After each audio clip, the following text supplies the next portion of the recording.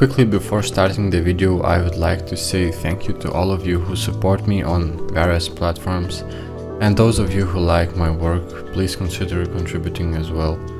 It helps me and my family a lot. Once again, huge thanks, and let's begin.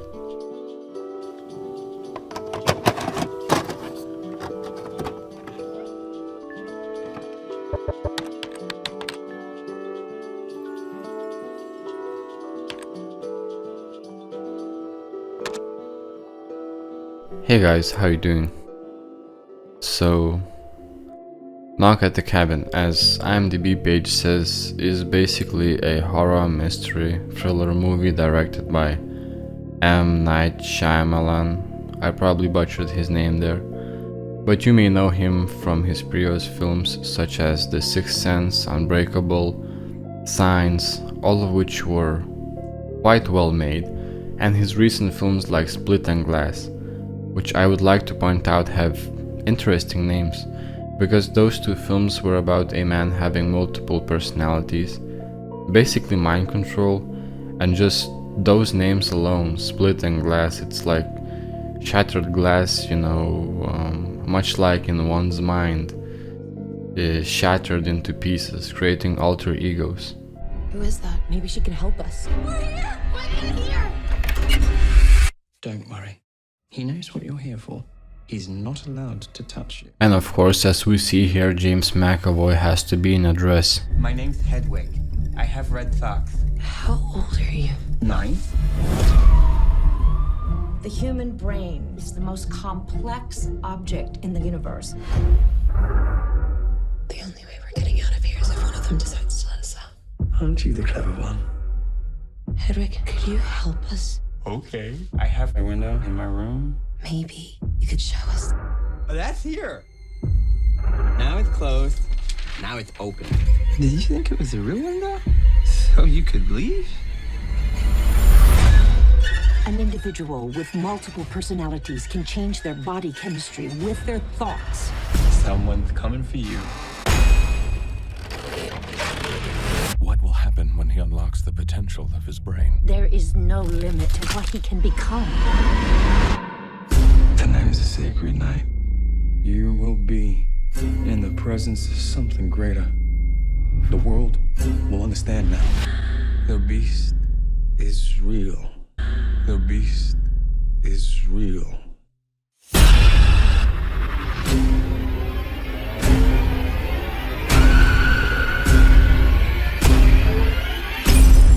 He's done awful things to people, and he'll do awful things to you.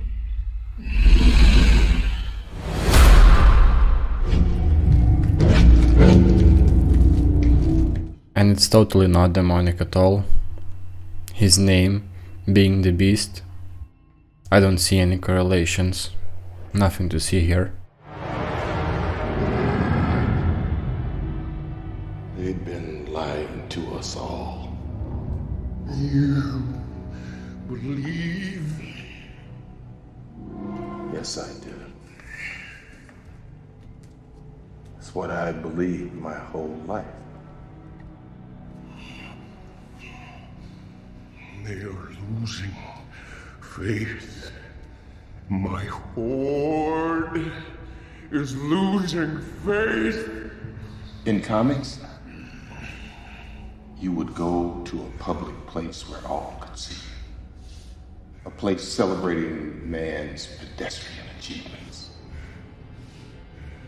But you need David to convince them. Every chemical used in the production of this drug is 100% legal.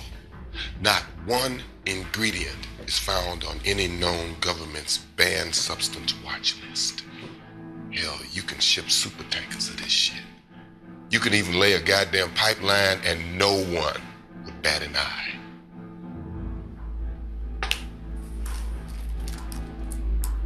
POS 51.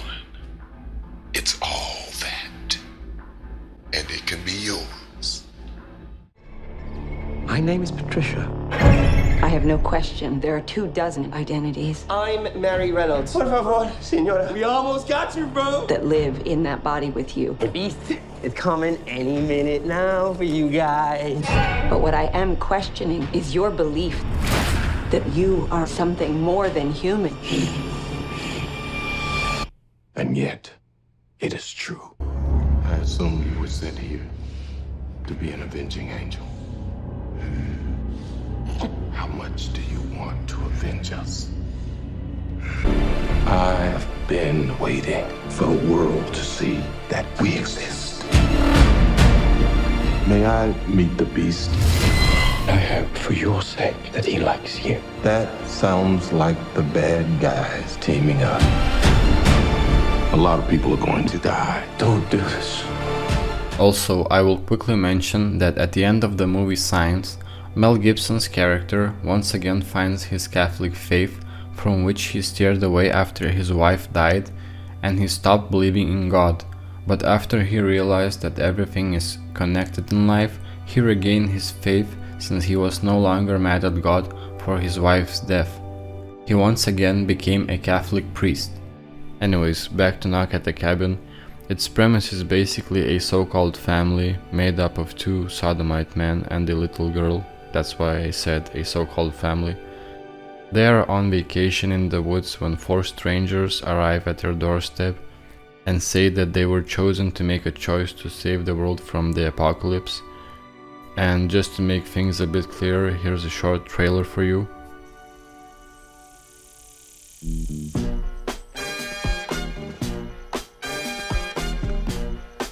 Are we gonna sing along? Yes, of course!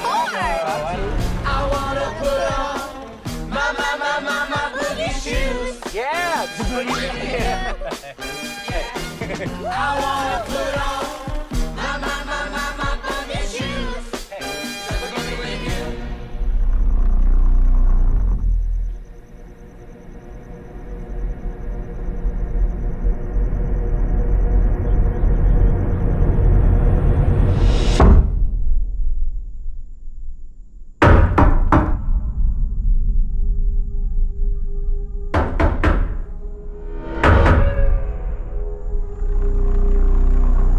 My name's Leonard.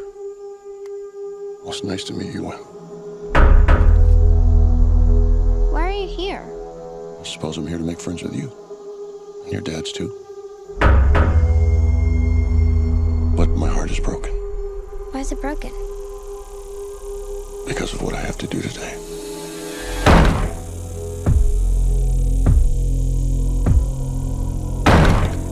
There I see a woman carrying something that looks like a pick with a chain and a mallet in it.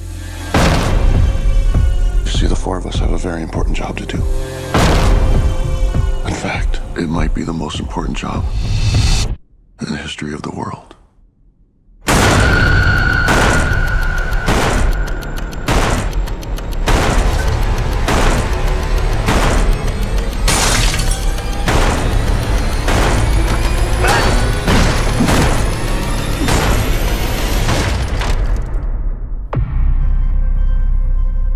We were called and are united by a common vision, which has now become a command that we cannot ignore. The four of us are here to prevent the apocalypse. Your family has been chosen to make a horrible decision. If you fail to choose, the world will end. But you have to stay here in the cabin with us. Families throughout history have been chosen to make this decision. Your family must choose to willingly sacrifice one of the three of you to prevent the apocalypse. We're not sacrificing anyone. For every no you give us, hundreds of thousands of people are going to die. It's really happening. Sweetheart, close your eyes. Will you make a choice? You have to somehow trust us. We're normal people just like you. It doesn't matter. None of us believe you. We will never choose anyone.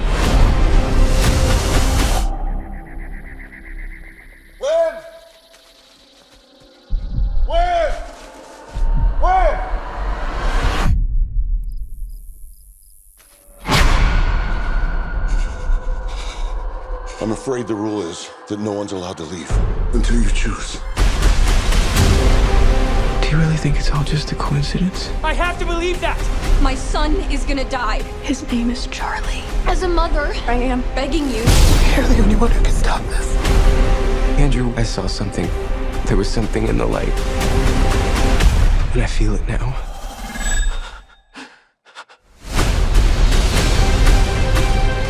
I'm taking my family and I'm leaving. If you fail to choose, the world will perish. We've been given the chance to decide the fate of everyone. Time's running out on the world. I'm scared. There is nothing more flawed and perfect in this world than our family. Please make a choice. Always together. Always together. I will ask for the last time. Will you make a choice? I don't know how much of this I can show to you because it's a newly released film. You should either see some clips playing in the background or just pictures on the screen. And so, Dave Bautista plays a character named Leonard. He's the main villain in the story. He explains how 4 of them got together by these God-sent visions and how he led them into this cabin at the woods. By the way, great tattoo there, Dave.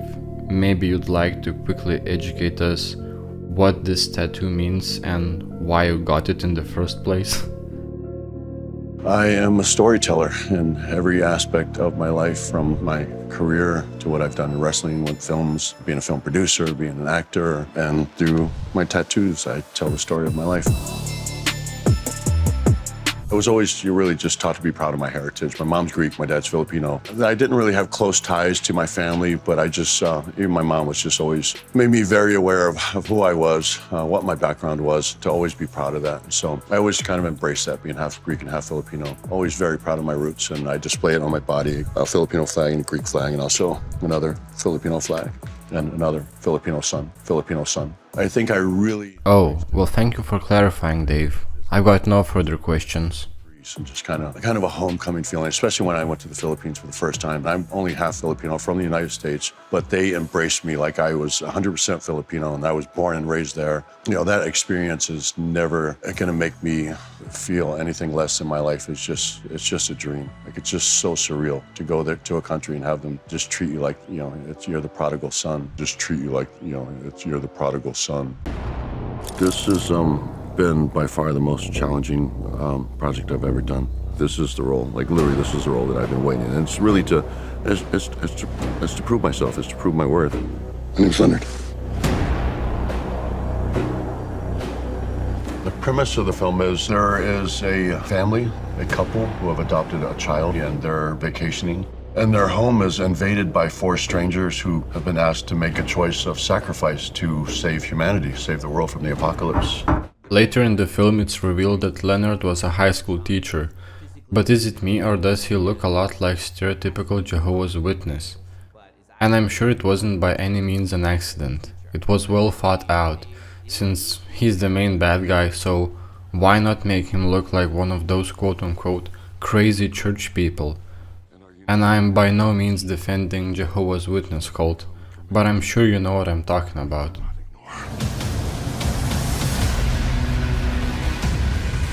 He came to me and basically convinced me that he would do anything. And I believed him, that he would do anything for me, and he did. I think throughout it's just been a challenging film. It's been a challenging project. This is an opportunity of a lifetime. So, as I was saying, these 4 strangers that had same visions show up at the cabin, and they start saying that the world is about to end, just like that, in a few days, and that this family was chosen by God and has to sacrifice one of their own if they want to save the rest of the world. So at first you think, okay, where is this going?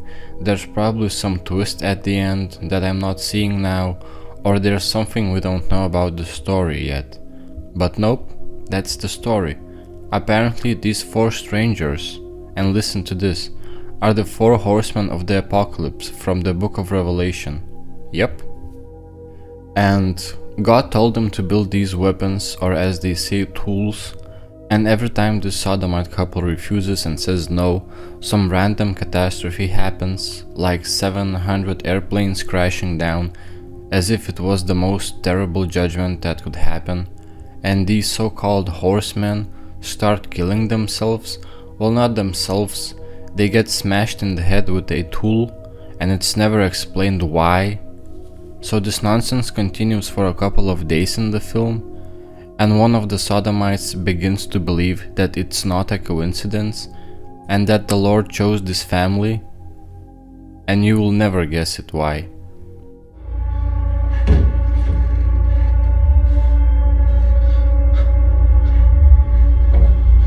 Please, God. Don't you fucking look away from me.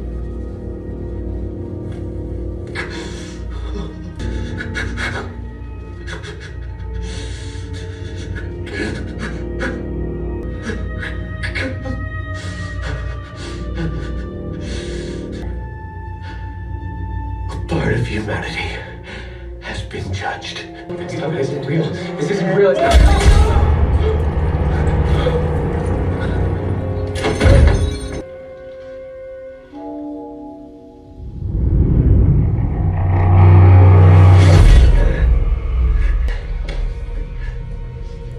He chose this family because of their perfect love for one another.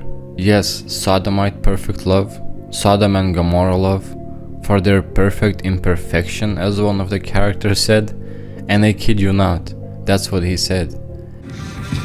Stay back! I believe you were chosen because your family's love for each other is so pure. I know you've been through a lot and people haven't been fair to you. And the other sodomite, the more aggressive one, and quote-unquote manly one, see, I can't even remember their names, says that these people don't deserve to be saved, let the world end, meaning that heterosexuals don't understand their perfect imperfection. But the other one responds by saying, they are afraid of us, that's why they attack us. We're supposed to give up our love for them? It's a sacrifice, Andrew. That we would be willing to give up something so beautiful to us for everyone else. They're not worth it! And like a true hero, he chooses to be self-sacrificed and save the world. They hate us, Eric! They hate that we exist! They're just scared. Like all of us. They're monsters! They destroy everything! They hurt each other! And then everything stops and goes back to normal, as it was indicating that God accepted him and forgave the world.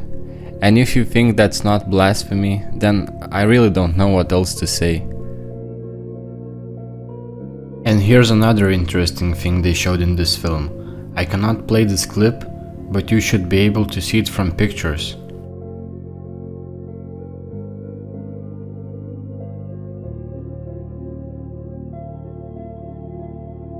Now, with the whole fake end times Asbury revival nonsense, I have noticed an increase in this so-called spirituality, a false spirituality. It's end times deception. Basically embracing this antichrist spirit, because most people, if you ask them, and especially false converts, when they think about who Jesus actually is, they will describe you the antichrist. He's not judging, all loving, accepts everyone. Men love darkness rather than light, because their deeds were evil, you know, so they are ready to accept any savior that's going to be thrown at them. It looks like we're on the cusp of another great awakening. The wave of a revival that began at Asbury University 2 weeks ago is showing no signs of slowing down. It's spreading to other college campuses across the nation. Students are praying for more of God and asking Him to ignite a fire in America. CBN's Mark Martin has the story.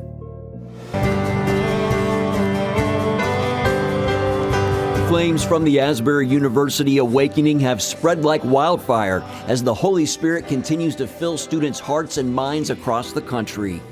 And it's very easy to debunk this whole revival thing. Just ask yourselves this simple question. When was the last time when real Christianity was promoted on Satan's mainstream platforms? There you go.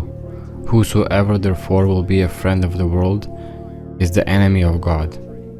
Wednesday, February 8th, a very small but very faithful group of Asbury students listened to the nudging of the Holy Spirit and stayed in chapel a little longer, and then a little longer, and then way longer. And we had no idea that the world was about to know God better. University leaders will now move services to other locations in the central Kentucky area as part of Asbury's intention of encouraging and commissioning others to go out and share what they have experienced. Why don't you get in groups and let's just thank the Lord. Let's praise the Lord for all He's done. Let's just get together, give thanks to the Lord. Also, the people at the Asbury Revival, how many of you lined up to get the pokey pokey in your shoulder? And let's not forget that due to, I will use the term worldwide home arrest, your churches were closed the whole time. So what are you talking about, hypocrites? And so this new film came out called The Jesus Revolution, or Jesus Revolution, which I haven't got a chance to see yet, but what caught my attention is that Jonathan Roumie is in it. Yes, that same Jonathan Roumie that played Catholic Jesus in highly praised TV series called The Chosen. So what are the odds that he's playing a hippie character in this Jesus Revolution film, and he looks exactly like he did in The Chosen? Tell me a difference between Catholic Jesus of the Chosen series and this hippie character who draws people back to church. Again, played by Jonathan Roumie. They look identical to me. And let's not forget that Jonathan Roumie, with the Chosen's director Dallas Jenkins, who calls himself a Protestant, went to get the Pope's blessing for their TV series. Actor Jonathan Roumie and director Dallas Jenkins were among the crowd at the Pope's general audience in Paul VI Hall. Roumie plays Jesus Christ in The Chosen, a multi-season TV series directed by Jenkins. When it was their turn to greet the Pope, Roumie asked Pope Francis to bless some rosaries. Then the actor assured him of his prayers. Hablo mucho español, oigo siempre por usted. Muchas gracias. Todos los días. A smile materialized on the Pope's face when Roumie told him of his role as Jesus in The Chosen. Porque yo tengo el honor de interpretar el rol de Jesús en la serie televisiva The Chosen. Que veniste, que lo encuentres, se te haga feliz. Then the series director Dallas Jenkins introduced himself, and the Pope couldn't hold back his sense of humor. Pardon, I'm Jesus? Yes. Jesus. Yes. No. But I am Protestant, but I am making a show for everyone who loves Jesus. I actually once read in a social media comment, and I rarely read them now because, well, let's be honest, if you really want to know what it's like playing Jesus, just read some of the comments on my pages, and it's like, I've got a skull ring, I'm a demon dweller. I mean, like, you know, I'm Masonic, I'm evil incarnate, I'm the Antichrist, I'm all sorts of stuff. So it's Jesus apparently doesn't approve rather of the skull that's in your own head. And people don't know much about memento mori, so I try to just educate them on the value of understanding that life is fleeting and temporary. And this just reminds me that all of this could be gone tomorrow. So why not focus on a holier life today?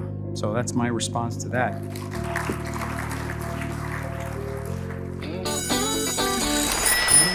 Hey, Square. I am not a square. Think we should invite Greg this weekend. What's this weekend?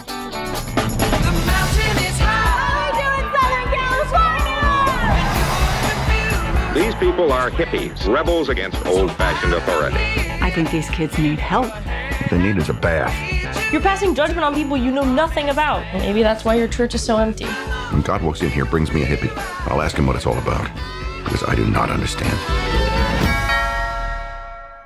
This house has a very good vibe.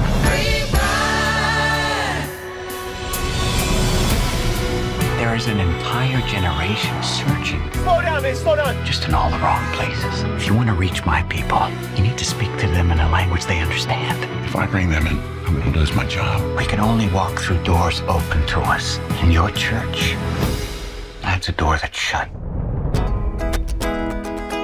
You've probably noticed we have some guests here today.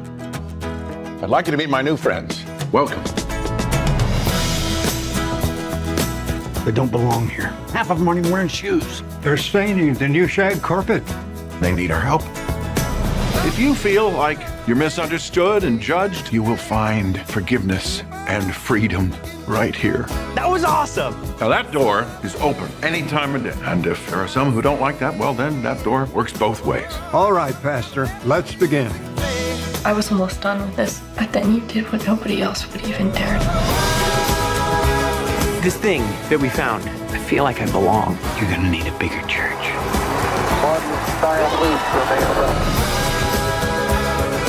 Our country is a dark and divided place, but now there's hope, and it's spreading. This is your home, and I want you to tell all your friends about it.